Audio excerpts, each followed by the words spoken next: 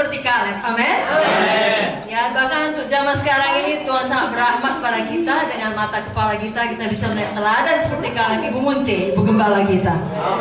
Kaleb adalah seorang yang sangat beriman. Itu sebabnya dia sampai kepada janji Tuhan. Tadi sudah disampaikan Ibu Munte, sesudah kita selamat, sudah kita lahir baru, Tuhan punya maksud, Tuhan punya panggilan. Ada tujuan kita, masing-masing kita harus menemukannya dan mengerjakannya. Secara garis besar semua kita anak-anak Tuhan dipanggil Tuhan untuk menginjil dan memuridkan. Itu perintah agung.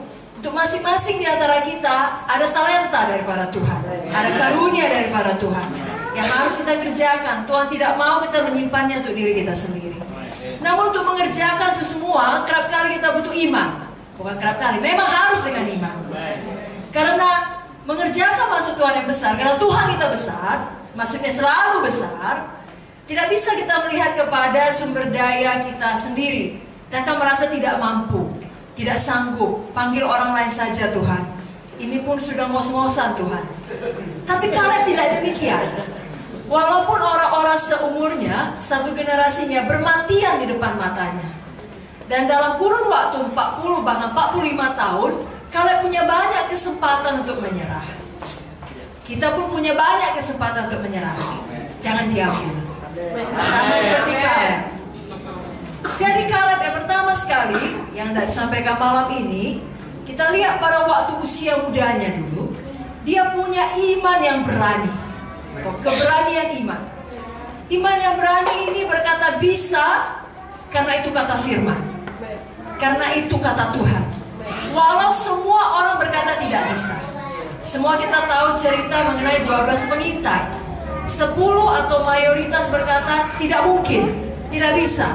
Tetapi Kaleb berkata dengan Joshua bisa. Karena Allah telah berjanji.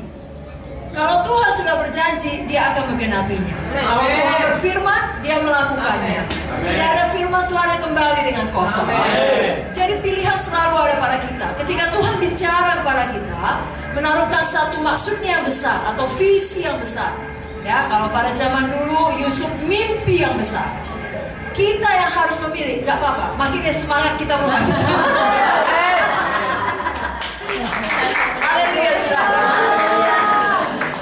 Kalau Tuhan sudah menaruhkan visinya atau mimpinya dalam hati kita, kita pilih untuk percaya. Amen. Ada satu juga tokoh di Alkitab namanya Abraham. Dialah bapa orang beriman. Kita anak-anak Abraham. Di dalam Roma 4, saya bacakan mulai dari ayat 18. Sebab sekalipun tidak ada dasar untuk berharap, namun Abraham berharap juga dan percaya bahwa ia akan menjadi bapa banyak bangsa menurut yang telah difirmankan, demikianlah banyak nanti keturunanmu. Imannya tidak menjadi lemah walaupun ia mengetahui bahwa tubuhnya sudah sangat lemah karena usianya telah kira-kira 100 tahun dan bahwa rahim Sarah telah tertutup. Tetapi terhadap janji Allah ia tidak bimbang karena ketidakpercayaan, malah ia diperkuat dalam imannya dan ia memuliakan Allah dengan penuh keyakinan bahwa Allah berkuasa untuk melaksanakan apa yang telah ia janjikan. Karena itu hal ini diperhitungkan kepadanya sebagai kebenaran. Kata-kata ini, yaitu hal ini diperhitungkan kepadanya, tidak ditulis untuk Abraham saja, tetapi ditulis juga untuk kita. Sebab kepada kita pun Allah memperhitungkannya. Karena kita percaya kepada Dia yang telah membangkitkan Yesus Tuhan kita dari antara orang mati. Amin. Jadi Tuhan yang memanggil kita, Tuhan yang memperlengkapi kita, Tuhan yang mengurapi kita, dan Dia adalah Jehovah Jireh yang menyediakan segala kebutuhan kita. Saudara, kita harus terus maju dengan iman, memiliki iman yang berani untuk menyelesaikan maksud Tuhan di dalam hidup kita. Ketika semua rasanya tidak mungkin, seperti Abraham, tidak ada dasar untuk berharap, Abraham berharap juga. Saudara juga demikian, apalagi khususnya untuk sidang Tuhan di Banjarmasin, sudah KKR, saudara berharap juga. Artinya berharap untuk banyak tempat kebaktian yang baru, banyak KKS yang baru, jiwa-jiwa selamat semuanya terlindungi. Amin, saudaraku. Dan itu berlaku untuk semua aspek kehidupan kita, berlaku untuk seluruh cabang di seluruh Borneo, di seluruh Kalimantan. Haleluya. Memang itu DNA-nya Tuhan di dalam kita. Dia Tuhan yang besar, besar, maksudnya juga besar bagi kita.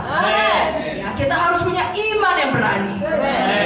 Bukan hanya setelah siap KKR untuk sekedar membangun jemaat atau jiwa-jiwa baru untuk menjadi jemaat dimuridkan, bahkan punya iman untuk KKR yang selanjutnya, untuk masuk lagi ke daerah-daerah baru. Dan semua hal-hal lain yang Tuhan taruhkan, hidupkan dalam hati saudara.